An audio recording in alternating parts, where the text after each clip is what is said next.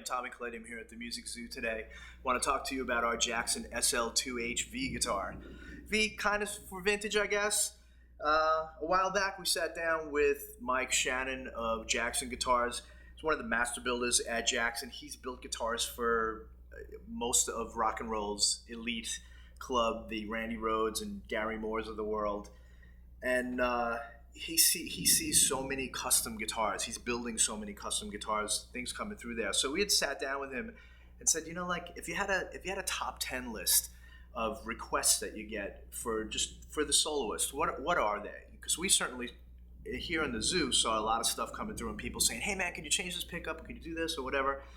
So one of the biggest things on the guitar that was always changed was the volume knob. The volume knob on an SL2H is actually like right around here. It's about 1.5 inches up from underneath the pickup. And what happens, depending on your playing style, a lot of times as you're picking, you're hitting the volume knob with your pinky and you're slowly shutting the guitar up as you're playing. So you'll be in like full tilt, and then at, you know, like in the middle of your song, you're kind of shutting yourself off. And you see a lot of soloist guys constantly reaching back for the knob and make sure you're on 10, so to speak. So we moved it back to get it out of the way a little bit. Slight change, big difference. The pot itself is an EVH low friction pot. They're really easy to turn on and off. If you haven't tried one, they're pretty awesome, and we see a lot of people here actually like replacing the pots in all their guitars with these pots because they're just so much easier to turn on and off. Sometimes you get like a pot it's kind of slow moving and you have to really muscle it to work, and it's the last thing you want to think about when you're trying to go from like 0 to 10 and back down to 0 like a race car driver or something. You don't want to be playing with that too much. Another thing that we changed, we used the old cavity. So control cavity on an SL2H is actually much bigger. It's about a couple of inches bigger lengthwise and in diameter as well. So what happens is you're taking more mass out of the guitar. And with the mass that's gone, also gives you tonal changes. So we felt the more wood that's on the guitar and the more mass that's on the guitars, the better the sound and the better the sustain is going to be. So we went back to the old cavity, non-recessed Floyd Rose. Why? Same concept. You know, you're right at the point of sort of entry on the wood with the strings. Your tone starts there with between the neck and the bridge and the placement of, and you don't want to take a big piece of chunk of wood or mass out of the guitar there. You want to leave it there and let it do what it's supposed to do. Let the wood actually work for you and give you that tone. So we put that back.